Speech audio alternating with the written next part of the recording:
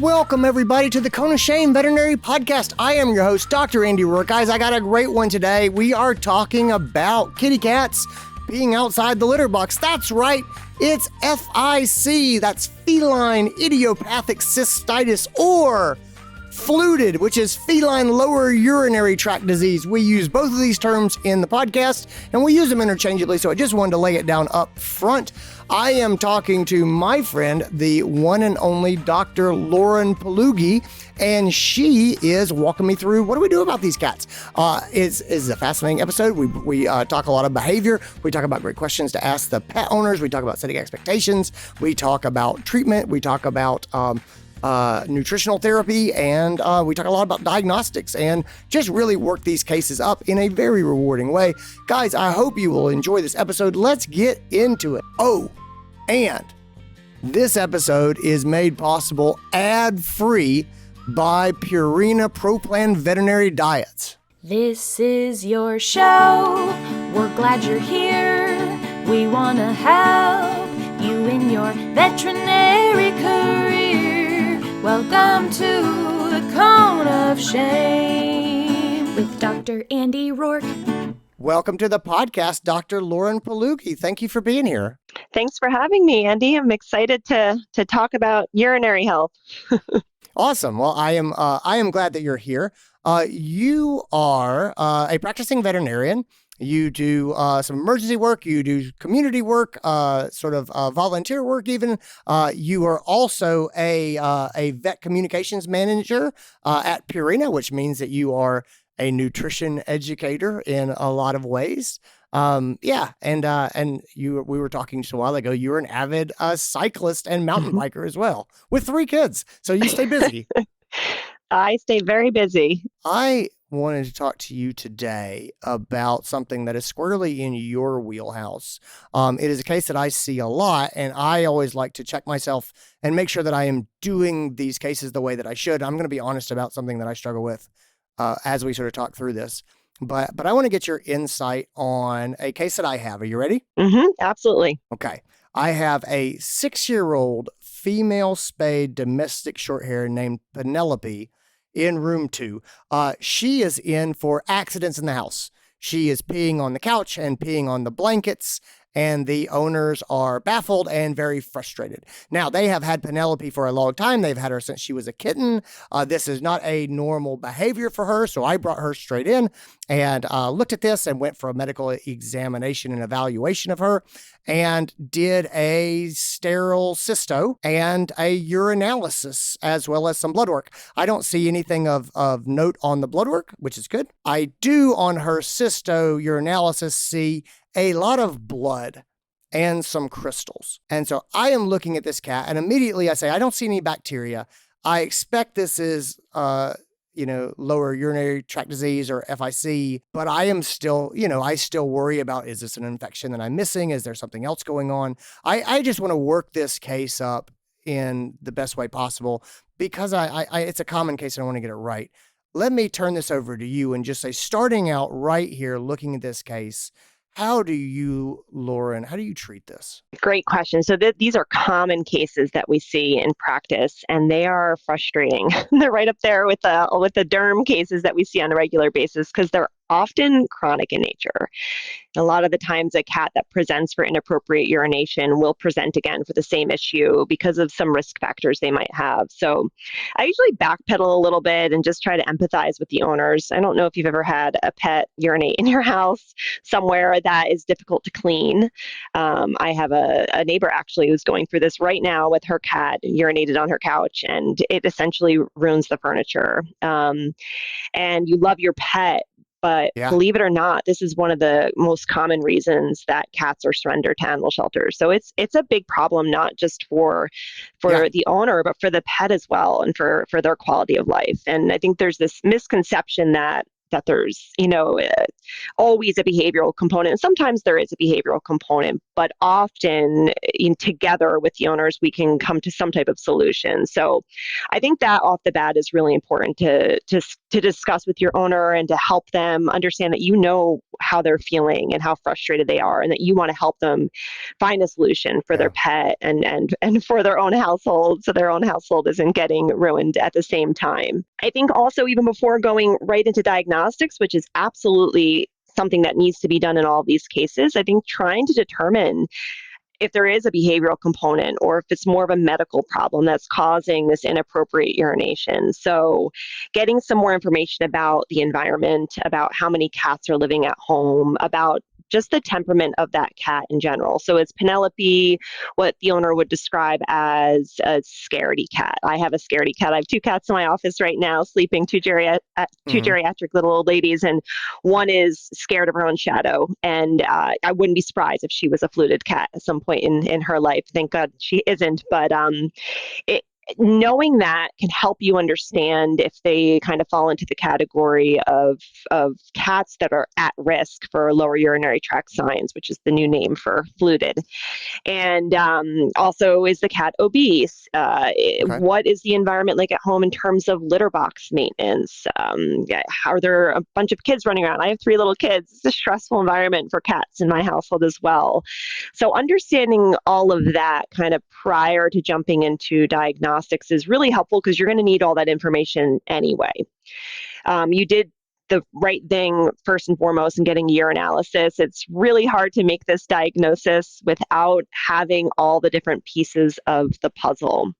And I say the pieces of the puzzle because lower urinary tract signs or fluted are multifactorial. So all that environmental stuff we just talked about, underlying medical conditions like a potential, stones or urinary tract infection, things that we can treat will be, hopefully found out through diagnostics, and then just individual response. So every cat's going to be different, and the same treatment plan might not work for every single cat. And the owners play a really big role in the treatment of cats with FIC, of cats with lower urinary tract signs of any sort. And I can pick on my own self. Early on as a vet, I probably didn't involve the owners as much as I needed to. They play a huge role because they're the ones managing them on a day-to-day basis. As vets, all we can do is prescribe food and maybe medication to help them if it is a medical, cause of the signs that we're seeing.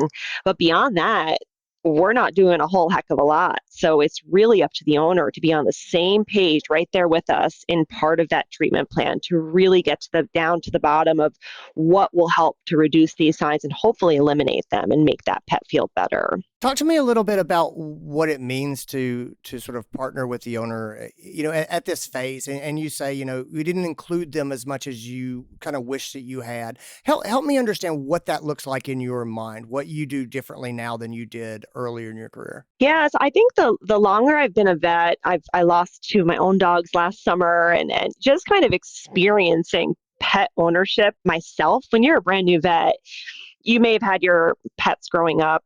You may have a young cat or young dog. That was me for a long time. And I think experiencing different ailments in your own pets helps you empathize a lot more so with pet owners. Like if you have, God forbid, a dog that seizures, you're going to really empathize with someone whose pet suffers from idiopathic epilepsy. Or if you have a cat with inappropriate urination, you're really going to empathize with these owners that come in. So regardless of if you've gone through that, I think it's important to try to find that empathy first.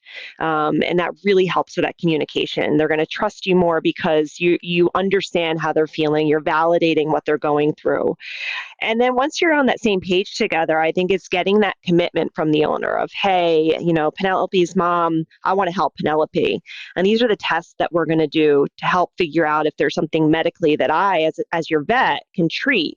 And here's all the things that we're going to do together, and I'm going to help you do at home so that we can address all these other factors that might be increasing the risk of Penelope having fluted, or having potentially FIC, whatever diagnosis we get to, over the course of examining her and doing all of her tests. But Penelope's mom, if I can't get you on the same page, we're going to have a really hard time getting her symptoms to go away. And we're going to have a really hard time getting her to feel better and having good quality of life. And we're going to have a really hard time preventing your furniture from getting peed on. So I think it's getting that buy-in so important. And we could say that for so many different diseases that we treat in veterinary medicine. I always think of doing like, an elimination diet trial and using a hypoallergenic diet or an elemental diet, that you really need that buy-in from the owner. You cannot just like send that bag home. You got to make sure that they can absolutely commit 110%. And the same goes for FLUTD. And I'll talk about, if we get some time on this podcast, about some good resources that owners can use to help to modify that environment at home to really reduce stress in these guys. Yeah, definitely. Let's jump back to sort of the diagnostic process here. So I really like your sort of behavioral environmental approach, asking about stressors, things like that. That totally makes sense. I said blood work looks good. I'm seeing a lot of blood and some crystals and things in the urine. For you, when you look at this, do you ever have a question about this being a urinary tract infection or the benefit of antibiotics to it? That's the thing I said at the beginning. I said I wrestle with this. I'll be honest. I want to be a good steward of antibiotics. I also sort of struggle and go, well, what if I'm wrong and I tell them, we're going to approach this to FIC, but there's a bacterial infection. Do you ever have that concern, and how much confidence do you have as you approach these? So the good thing is, in Penelope's case, you already got a urinalysis and you got it via cysto. So you have urine that you can hold aside and you can send off for culture if you decide you want to go that route. The fact of the matter is that young and adult cats have a very, very, very low risk of a urinary tract infection. It's like 1% to 2% of cats. As they become more geriatric and have concurrent diseases like diabetes or renal disease, then their likelihood of having UTI goes up a little bit. But you already mentioned that Penelope is 6 years old. She's otherwise healthy. Her blood work was all normal. So the likelihood of her having a UTI is very, very, very low. So the problem with just, and I've done this, again, I will raise my hand and slap my own hand. I've given many a cat's community, because you feel like these owners come in and you want to help them, and you don't want to send them home with nothing. You want to try something, whether it be pain medication or antibiotics.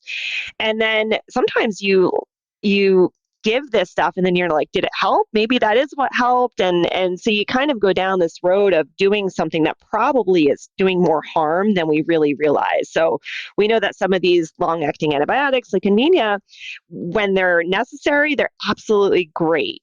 But when they're not necessary, they're probably wiping out a lot of the important microflora in the GI tract of these guys, which can impact their immune system and lead to dysbiosis down the road. And we don't want to do that unless we have a really good reason to give antibiotics. So I say, when in doubt, do not give antibiotics. And if you are really suspicious of a UTI, then send off a culture. Mm-hmm. Absolutely. There's no harm in doing that. And then you'll know for sure. Okay. That completely makes sense to me. I like that a lot. I like the idea of talking about the culture just to cover our bases. Then I still feel like I'm doing things. You mentioned, giving them something like pain management medications. And I do think that that's important. And honestly, that scratches a lot of itch for me as far as feeling like I need to do something and I want to help this cat right now. Can you talk a little bit about sort of pain management, supplemental approaches to this? And so we've kind of moved in and we have our culture and we can confirm that there's no infection, things like that. And so it seems like we're moving down the course of treating this as a FLUTD cat. Let's go ahead and start talking about sort of comfort first. How do you approach that, and what do you communicate to the owners? So the research is kind of iffy out there as to whether or not cats really do better on pain therapy or not in these cases. So some vets will feel really comfortable using something like buprenorphine. You want to be pretty careful with NSAIDs, make sure that there's no renal insufficiency or anything like that, because we don't want to be causing any renal issues with pain medication. Really, my kind of go-to is trying to get that urine really dilute and trying to get them to actually pee more, so that we can continue to flush that bladder and reduce stress by doing this multimodal multimodal environmental modification that the owner is super involved in. So doing things to reduce stress. And as we reduce stress, then a lot of the times these cats overall feel better. But yeah, pain, typically it's a veterinarian's choice of what they feel comfortable to use safely in their patients. But buprenorphine is pretty well tolerated by cats, and pretty rare contraindications to using a drug like that. But just be careful with the NSAIDs in these guys. Okay, let's talk about sort of stress reduction. So we started off with sort of environmental questions, and we talked about things that are possibly affecting Penelope at home, things like that. Maybe they have some sort of, maybe they don't. But we're going to talk about sort of alleviating that stress, and then where do you go from there? Yeah, so we could talk about different supplements, like Common Care is a probiotic that can help reduce anxiety in cats. But I think before going down that road of considering supplementation or anxiolytics, really diving into that environment. It's like no different than a person who might need to start a medication to help with their stress and what's going on in their lives. But if all those stressors are still there all the time and you're doing nothing to modify your environment, it's going to be a lot harder to feel better. It's no different for our pets. So there's a good website through Ohio State called the Indoor Pet Initiative. You could just Google it. And you can find it very easily. And there's some really great resources on there. They follow the N+1 rule with essentially everything that is in the cat's life. So if you have 2 cats, you should have 3 to 4 litter boxes. And you should have multiple places for them to eat and drink, and multiple places for them to perch or lay around or wherever they're comfortable. And most households are not set up like that for their cats. So those are some really easy things that owners can do to modify their environment and to make the environment less stressful for that cat.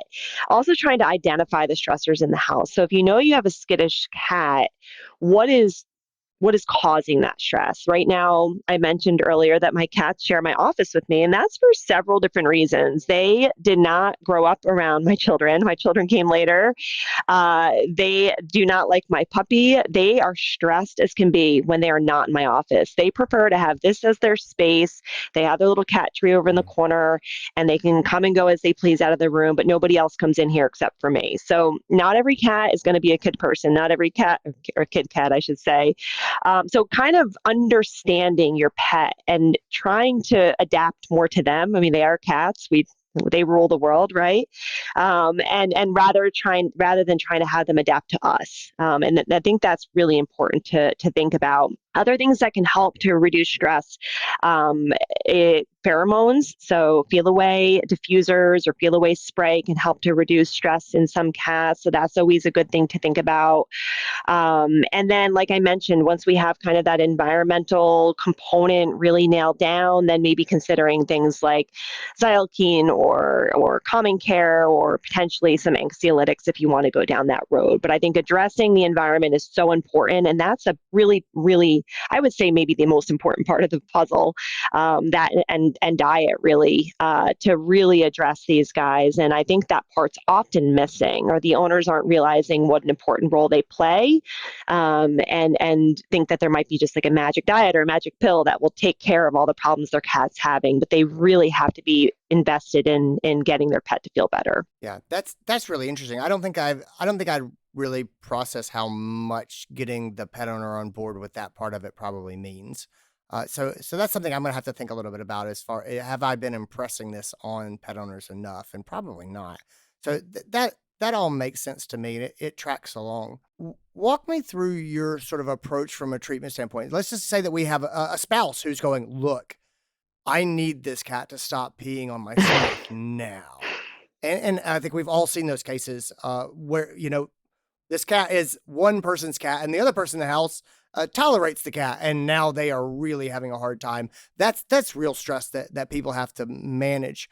Walk me through sort of your steps, and even like a timeline of what do you generally start out with? When do you have them come back or call you with updates? Help me go through your steps, and I want to understand timelines too, because I don't want to jump in, and it's easy to do everything at once and go, we're going to do common care, and we're going to do diet, and we're going to do a new water bowl and a fountain that gets them to drink. And you can do all the things at once, and it can be really overwhelming. But you can also not take this seriously enough, and then there's a lot of tension at home. And this is the number one reason that cats end up in shelters. And that sticks with me and haunts me. And I go, I really don't want to not seem motivated here. So how do you balance those things, and what does your timeline look like? Gosh, timeline is going to be so individual, Andy. That's a hard one because every cat's going to be so different. And if you have a cat, I mean, I hate to, I always like to be positive, but if you have a cat that's coming in that's urinating inappropriately and it's one of 10 cats in a household, gosh, I mean, those are really challenging cases. And sometimes we don't get to the bottom of those. Sometimes we can't find a solution in every single situation. But I think opening that line of communication and setting realistic expectations are so important with our owners, right? We need to set realistic expectations. You know, the cat, Penelope, might urinate on the couch again, before we get to the bottom of this. And we might not stop it entirely, but we're going to do our darndest to try. And we're going to see if we can find a solution, whether it be medical or behavioral or environmental or whatever it may be, so that we can stop her from doing this. But again, I think we need that buy-in, and we need that realistic expectation. And timelines make me nervous because giving an owner a timeline, and we can't predict exactly how every patient's going to respond. So giving a timeline to an owner, I think, is going to we're going to be shooting ourselves in our foot if we don't stick to that timeline. So I think if we backtrack a little, we've had this great discussion with Penelope's mom, we get her on board, we talk to her maybe about some solutions to trying to get that urine smell out of the couch, or maybe we just cover it for now, or, come up with some solutions. Maybe the cat is happy confined to one room where she could put some perches in and a bunch of litter box and keep her away from some of the other things that stress her out. A lot of the times people think that cats won't like that, but some really do. Some actually like that change of environment. Some cats want to be able to go outside. I mean, sometimes that is a big stressor for them to be. Maybe they started as an indoor-outdoor cat or an outdoor cat, and then they got moved in. So really digging down as a vet to try to understand what changed in that cat's life, or what is happening that is creating stress for that cat that's making this cat now do this, if that's the cause. So then, as you mentioned, you did blood work, which is really important because there's lots of things that can cause cats to urinate more or inappropriately. So we want to make sure that we don't have any renal insufficiency or anything else going on, diabetes. And then the urinalysis, you mentioned that there were a lot of crystals and a lot of blood. So hematuria is pretty commonly seen with FIC cats. So idiopathic cystitis, our favorite word as vets when we don't know what causes something. So just unknown inflammation in the bladder. Blood is often what we see there. But it is important to realize, too, that when we do a cysto or we palpate the bladder, we can cause iatrogenic hematuria. So sometimes just spontaneous micturition can help us to know if that is real or not. So asking the owner if they see blood when they're looking, at the couch or wherever the cat's urinating inappropriately or in the litter box. And then the crystals I do want to mention because I think crystals haunt veterinarians. They see them, they want to treat them, they don't feel right to see them on a urinalysis, but they can be very, very normal. And there's a lot of different studies looking at, disillusion with some Purina diets where normal cats had crystals, and crystals were not very predictive of stone type. There's an interesting study that showed, I think, 28% of urine samples form crystals just from sitting out on the counter or going in the refrigerator. So just forming outside of the body in the urine. So take it, I like to use the pun, take it with a grain of salt. Don't fixate in on the crystalluria. On the flip side, it's really important to think about taking a radiograph as well. The number 2 cause of lower urinary tract signs in cats are stones. And we so often skip that because FIC is the most common, but stones are still common enough that shooting, 2-view radiographs of the abdomen to look for stones is super important. important. And it's not enough to just do an ultrasound, because you can miss things on an ultrasound, especially urethral disease. You can miss with an abdominal ultrasound. So x-rays are so easy to do, and most stones that we see in cats are going to be radiopeg, and you're going to see them on there. And that's going to be a treatable disease, whether by surgery or with dissolution if it's a struvite stone. Then once we have all that information, we talked about antibiotics. I wouldn't do antibiotics. We talked about pain controls. The cat seems uncomfortable. The cat's meowing out, crying out, seems to have stranguria. I think pain therapy is important to consider. Lots of different modalities for pain therapy. So whatever floats your boat there as a vet. And then diet. Gosh, we just saved the best for last, right? Diet's super important. So multimodal environmental modification and diet really, in my opinion, are the two most important things that we could potentially do to help these guys. That makes a ton of sense. Help me set expectations for the pet owners. So when they come in, and this is very individualistic, and I don't really know how long it's going to take to see resolution of signs. And that really depends a lot on how much of an impact that can make on the cat's stress and things like that.